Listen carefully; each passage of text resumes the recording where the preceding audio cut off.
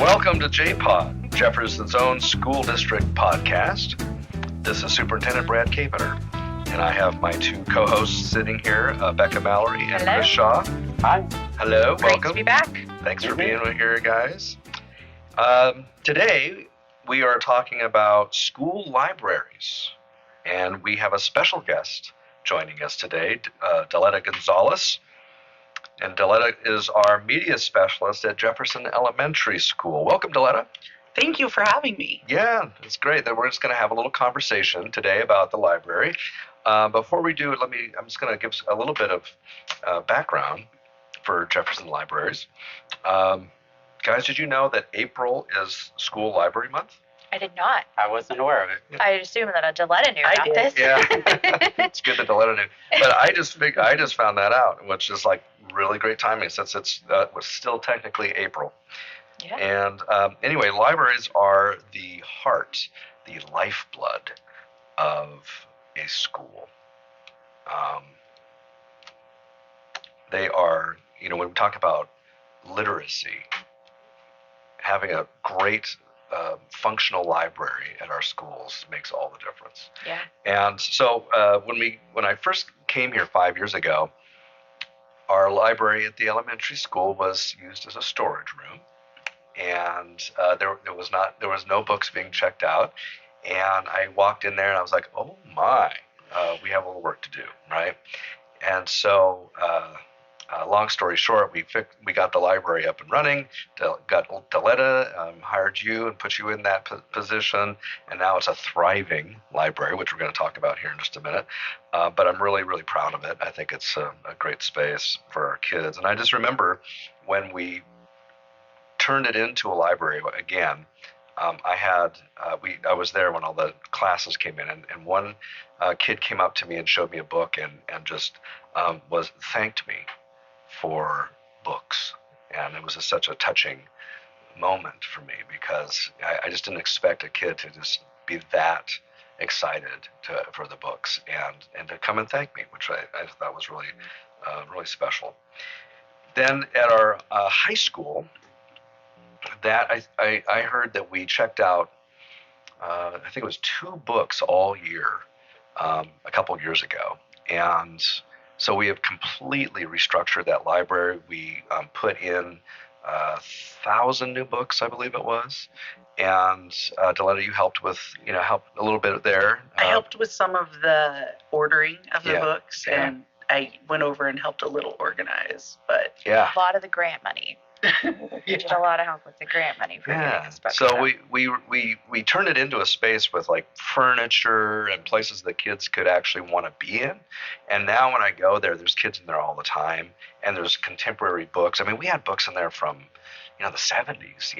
They haven't had any books new in there for years. Yeah. So now they have contemporary books that they can find interest in, all the teen, interest books, which, so I'm really excited to have that thing going as well. So anyway, that's just a little background, but Daletta, thanks for joining us today. Thanks for having me. Yeah, it's great to see you. And I just have, I wanted to ask you, first of all, how long have you been a library media specialist, and kind of what led you to that, to like doing that? I have been a library media specialist off and on for 20 years. Oh, I actually started in Salem-Keizer, and I was in a library in Salem-Keizer for 10 years. And then, unfortunately, budget cuts came, yeah, I remember that. and I was moved out of the library, and I taught 4th and 5th grade. Mhm. And I loved teaching 4th and 5th grade, but my heart has always been in the library. So when I came to Jefferson, I taught 2nd grade for a couple of years. Well, I know Chris Sullivan, our principal, was working on trying to find the funds to get me into the library. We'd been talking about that a long time. Yeah. And my heart has always been in the library. Honestly, I think I was in elementary school when I announced I was going to be a librarian. Really? Yeah. Yeah, I was Wow. very young. So I you always knew. knew That's I always not knew I'd be a surprising. teacher, and I always Uh-huh. knew I'd be a librarian. I'm actually a 4th generation teacher, Wow. Wow. and it's in our blood. Yeah. Yeah. And the love of books is in our blood. Mm. And it's not always been an easy thing for us. My brother has dyslexia, Oh, and I even struggled with reading as well in elementary school. But my parents were the type of parents, when we'd go to the grocery store, each of us would buy a book and we'd come home with a book. yeah. It was expected. We knew where all the used bookstores were. We lived in a town that didn't have a library. It was probably smaller than Jefferson. And so I depended on the school libraries, and I was very close to the librarians. And then we also would go to the neighboring town and use their library. Okay, so you guys, your whole family like were voracious readers. Voracious readers. My parents surprise read me. books all the time. My dad just had a shelf that he just went through constantly. Both my parents at 75 are hardcore readers all the time. If my mom doesn't feel like reading, then she's listening to an audiobook. And my brother, even with his dyslexia and all the struggles he went through, I think he's one of the most well-read people I know. He does audiobooks constantly. Yeah. Awesome. Well, so let's talk a little bit about the library in which you work, at the elementary school. Since you've been there, how long have you been our media specialist? This is my second year. Okay. So You've it's done huge things in 2 So years. much in 2 huge. years. And I knew going into it, I would be doing huge things. Looking at that library, like you said, the books were old. There were a lot of old books. Yeah. We probably purged 70% of the library last year. Wow. And I am constantly still pulling books out of there. And how are you getting new books in? Luckily, I'm lucky enough to have a superintendent that is investing in the library. We got $13,000 at one point, and then there was another $5,000. And actually, even before I went into the library, the spring before I was moving into the library, my principal came and said, "This is how much money you have to spend now, so you have some jump off to start with in the fall." What I loved was I had some extra money, and I talked to Chris, and I said, here, let's get for books, but we had like a real short timeline, and I said, can Daletta find books in this slip? And I think you did it in a day. You were so excited. I remember I would pass by your office and you would with excitement of how many books you've got. I was so did it in such a small amount of time. You were just ecstatic with emotions and very happy. I think you called me, Brad, on Monday after school. And you said, "Can you spend $13,000 by Thursday?" And I said, "Yes, I can." And then my principal, Mr. Sullivan, said, "So do you need me to get you a substitute tomorrow so you can do that?" And I looked at him and I went, "I have the book fair here. I can't have a substitute. I'm running the book fair during the day. No substitute." And then I called my friend at Bound to Stay Bound Books, and he and I worked until probably 7 o'clock that night. Yeah. To come up with a list, and then we talked the next day, and then we talked after school, and then I had the list done and to the district office by Wednesday. I was impressed. I really didn't think it was going to happen. I just thought, oh, there's no way she's going to. That's just. And they left less than $2 on the table. I know. Right. Yeah. Well, I know now. Like if I have an extra 10,000 or whatever, and we need books, I know you can get it to me in a week. So you give me $50, I'll get you books. But you give me 10,000, I'll give you a book. I know you will. So. But I was kind of fishing for. You just got a bunch of money from not from us, but from doing the book fairs, or how did that happen? So I've been doing book fairs. We've been doing scholastic book fairs, and our fall book fair was amazing. We sold $8,000 worth of books. That's it. Yeah. And that was $4,000 back to our school in books. Great, that's awesome. Then our spring book fair, we sold $6,000 worth of books. And so that's $3,000 back to our library. But I think probably the thing I'm most excited about this year isn't even books for our library, but books that went to our kids' homes. Right. Yeah. We did a brand new fundraiser I've never heard of before, was Book Blast. And they're through Books Are Fun. And they invited us to do this book fundraiser where honestly all the families have to do is put in 10 contacts that they know.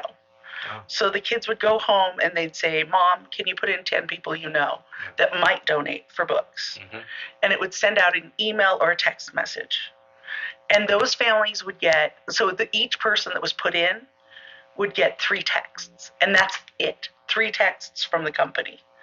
And that's only if they didn't donate the first time. Right. So if they donated the first time, then they're done. They're done, right. At the end of the fundraiser, all of those emails and phone numbers were purged from the system. They aren't even saved for the next year. So it starts fresh next year. And we did such an amazing job. We raised $19,000 for books in the elementary school. That's amazing. Just in the elementary school, 19. Now, didn't the middle school also do it? The middle school did, but they didn't quite break even. Okay. But the deal with the company is even kids that don't put in the 10 contacts are guaranteed at least 1 free book. Oh, wow. Our students got between 2 and 10 books each That's amazing. to take home. And thinking about those families in the homes that don't have access to books at home. Yeah. I mean, I know in my house, my child literally has an entire bookshelf full of books, but I know there are so many families out there that the first time they open a book is when they step foot in kindergarten class. And so to be able to give them books to take home is amazing. I constantly am pushing for more and more books, whether they're taking a free book off the free book case I have in the library or checking out books. I had kids that were just in love with getting all of these books. Yeah.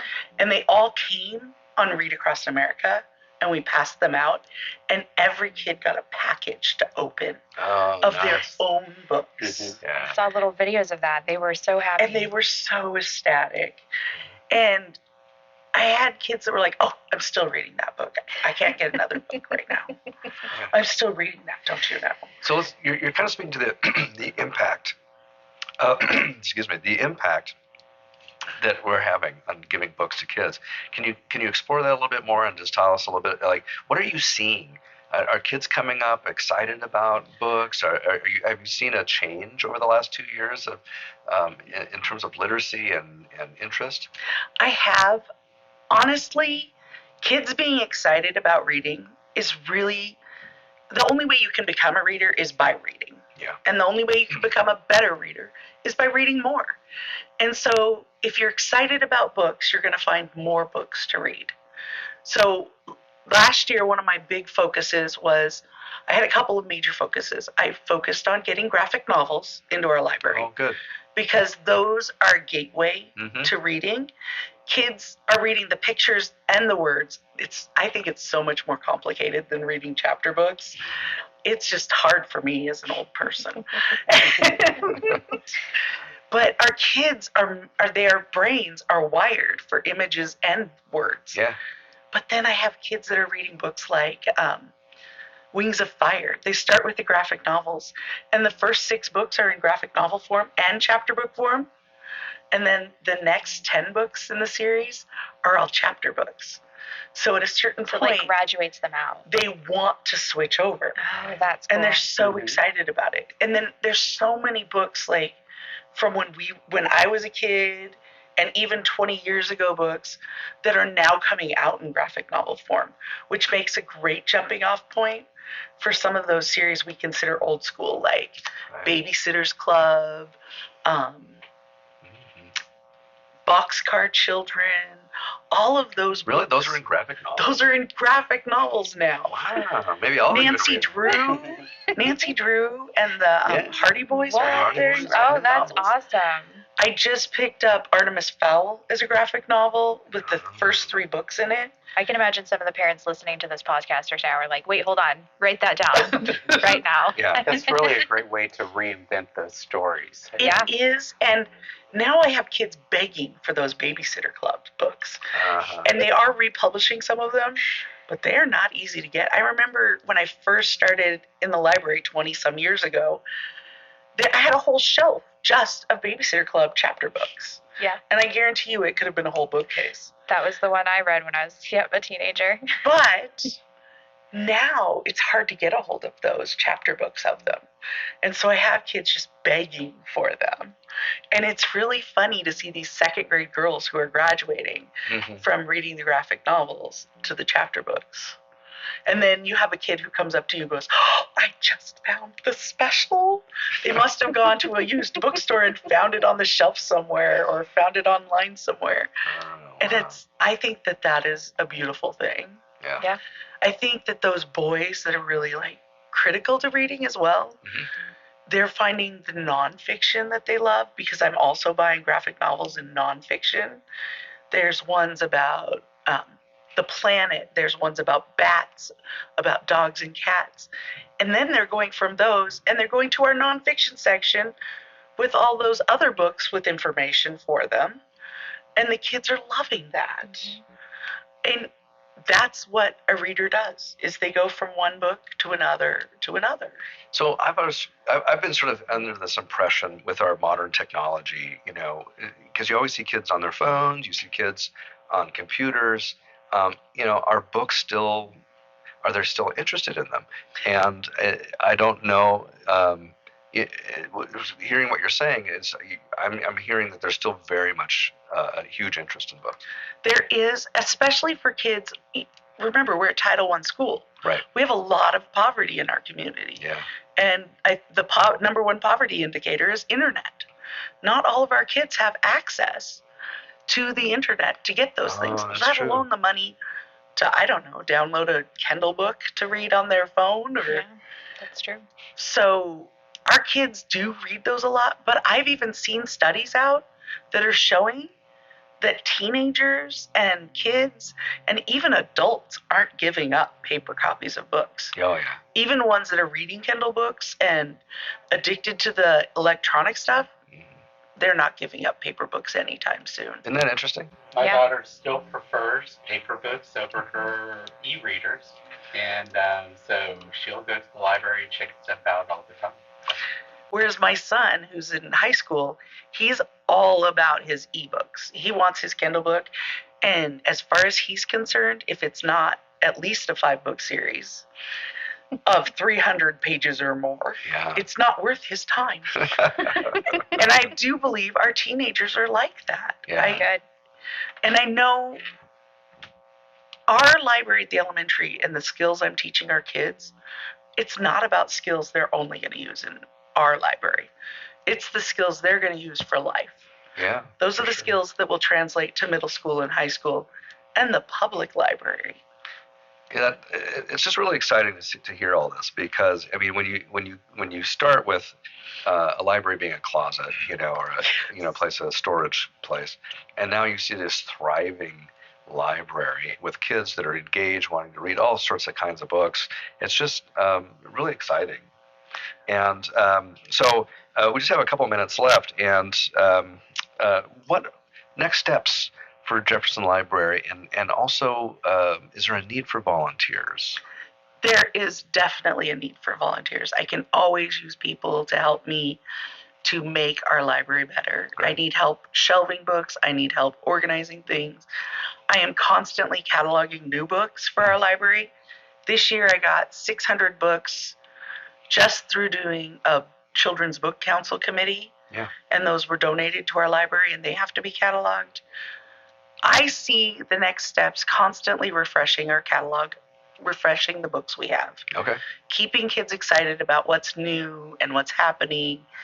And I also see it as, we're constantly looking for new books.